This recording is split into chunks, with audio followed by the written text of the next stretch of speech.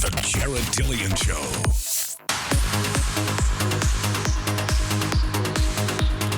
I'm Jared Dillian. This is the Jared Dillian Show. If you want to call to talk about your money, please call 844-305-7800.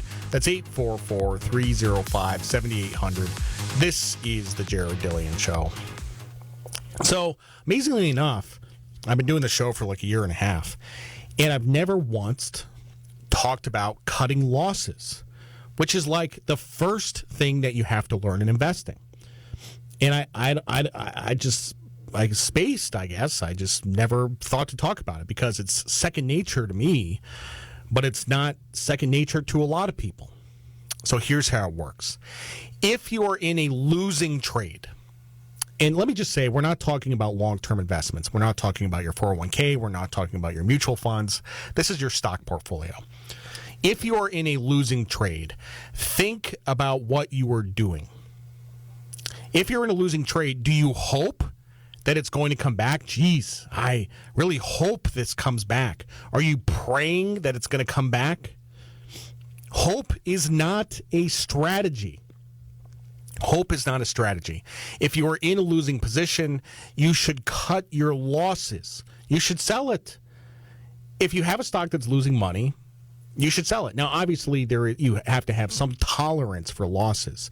If a stock goes down 1%, I don't think you should sell it. But if a stock goes down 20 or 30%, you should probably thinking about selling it. And you sell the stock and get on with your life. And there's a bunch of reasons you do this. Reason number one, stocks trend. Okay? They trend up and they also trend down. There's this property called reflexivity. And what reflexivity means is that good things tend to get better and bad things tend to get worse. Turnarounds are very rare, okay? And in our society, we love to bet on the underdog. We root for the underdog, like a tennis match, right? In a tennis match, if one player is ahead, the crowd starts to root for the losing player and cheer them on. People root for the underdog. In the stock market, you should not root for the underdog. You should root for the favorite. You should root for the Yankees, okay? And what are the Yankees in the stock market? Amazon is one of the Yankees. So, if you have a stock that is going down, chances are it is going to keep going down. You may hope that it is going to get better, but it usually gets worse. Now, number two, this stock is tying up capital, okay? If you have $10,000 in a stock, it's tying up your money. So you have to ask yourself, is this the best use for my money right now? But it's not just tying up your actual capital, it's tying up your emotional capital. Because when a stock starts to lose money, then you start to worry about it. You say, I don't know, this is looking bad, I don't know, maybe it'll come back, maybe it gets worse, I don't know. And you start focusing on this losing position. You start spending all this energy on your losing position. And this is called your emotional capital. So you need actual capital, but you also need emotional capital. You need to free up your emotional capital by selling this position. And remember, if you remember what we say about stress, the whole goal here is to eliminate financial stress. So you have to free up your actual capital and you have to free up your emotional capital. Once you stop worrying about the stock, you can move on, get on with your life, and pick another stock to buy. Reason number three, human beings, our psychology, we are hardwired to let losses run. We've talked about Daniel Kahneman and Amos Tversky, who won the Nobel Prize in economics for their research in behavioral finance and their studies on loss aversion. We've talked about that on the show. People love to take profits. You buy a stock for $10,000, it goes up $1,000, and you're like, I'm gonna take the gains. I'm gonna sell that stock. And I'm gonna lock in $1,000 profit. It's the worst thing you can do. Conversely, if you buy a stock for $10,000, it goes $2,000, $4,000, $6,000 in the hole, and you're like, I'm gonna hang on. I'm going to hang on, and this thing is going to come back. And this gets into what I've talked about in the past with giving up. You have to surrender. You have to give up. You have to accept defeat on these positions. But we're taught to fight. We're taught to fight. We're taught to see this through and wait until you make money on a stock. I bought a low-priced oil drilling stock. This was about a year ago. I bought it for about $5. It is now trading at 99 cents. So it happens to the best of us. It happens to the best of us. People love to take profits, and they love to let their losers run. Don't be one of those people. People will ride a stock all the way to zero. It's unbelievable. You should want to take a loss. There is nothing better in the world than taking a small loss. I take small losses all the time. If you take small losses and big gains, you're going to make money.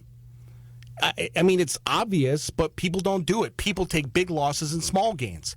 If you take small losses and big gains, then you will be a successful investor. Now, part of that is you have to take the big gains, which we'll talk about in a second. You know what's worse than letting your losers run is capping your winners. That is actually worse. That is the surest way to become a bad investor. Everybody says, I'm going to take profits on this. I'm going to sell the stock and take my profits. You know, stocks go up over time, so just let it run. But yeah, if you have a losing trade and you have that feeling of hope, you're hoping that it'll come back. You're praying that it'll come back. And sometimes what people do is they double up to catch up. They'll actually buy more of the stock to lower their cost basis. But then that's when things go really bad. Now, here's the way to really get rich in the market. You cut your losers. You don't sell your winners. But not only do you not sell your winners, you add to your winners. And this is the hardest thing in the world to do. It is an unnatural act. Adding to your winning positions is an unnatural act. Absolutely is. I suggest you try it sometime. Buy a stock. If it goes up, buy some more. If it goes up some more, buy some more. That is how you do it. The first thing you do is take a starter position. So when you buy a stock, I don't recommend you put in all your money at once. Take a starter position, a small position. If it goes up, you add to it. If it goes up, you add to it. And this is the key. And this is the secret right here. This is the secret to investing. You want to be doing more of what is working and less of what is not. Let me say that again. You want to be doing more of what is working and less of what is not. And that's the secret to investing right there. It's also the secret to life. It's a very simple philosophy. You want to be doing more of what is working and less of what is not. It applies to your marriage. It applies to your job. It applies to your kids. It applies to everything. It's pretty simple. I don't have much to say on this. If you have a losing position, sell it and you'll feel better. You will feel better. You literally, when you go in the browser and you click the drop down menu and you hit sell and you submit the order and you sell the stock, you will immediately feel better. Immediately. One of the dumbest sayings of all time, and I hear this a lot. This is really, really dumb. People say, it's not a loss until you sell it. How many times have you heard that? Actually, it is, okay? You're concerned with mark-to-market gains or losses, not realized gains or losses. If the stock goes down, you already have a loss. If you put $10,000 into a stock and it goes down $1,000, it's a loss. It is a loss. And you say, well, it's not a loss unless I sell it and lock it in. No, it's already a loss. From an economic standpoint, even if you haven't realized it, you have a loss. So you say, well, I lock in the loss when I sell it. Great. Get out of this dog of a trade and go do something else with your life. There's 3,000 stocks. Pick another stock. Invest in bonds. Invest in commodities. There's a bunch of things to do out there. Spending all your time and energy on one stock, which is eating up all your emotional capital. Now, like I said, the only exception to this is your long-term investments, okay? In your long-term investments, the stuff in your 401k, is the one place where you actually do want to buy losers. You want to buy on the way up. You want to buy on the way down. You want to buy all the time. It's called dollar cost averaging. We've talked about that a bunch. You want to buy on the way down, and you want to buy on the way up. I'm just talking about for any trading that you do with stocks or anything else. Your long-term investments are a different story.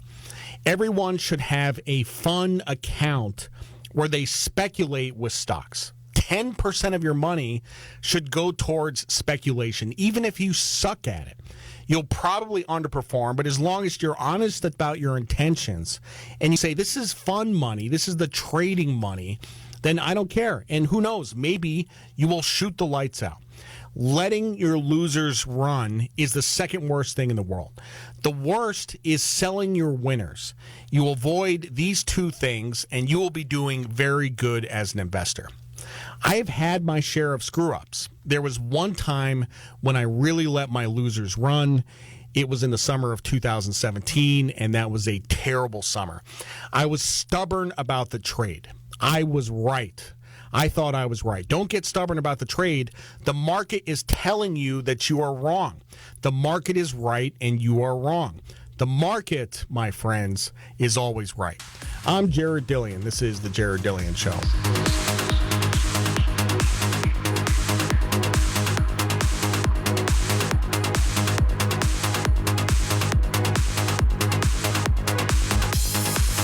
The Jared Dillian Show.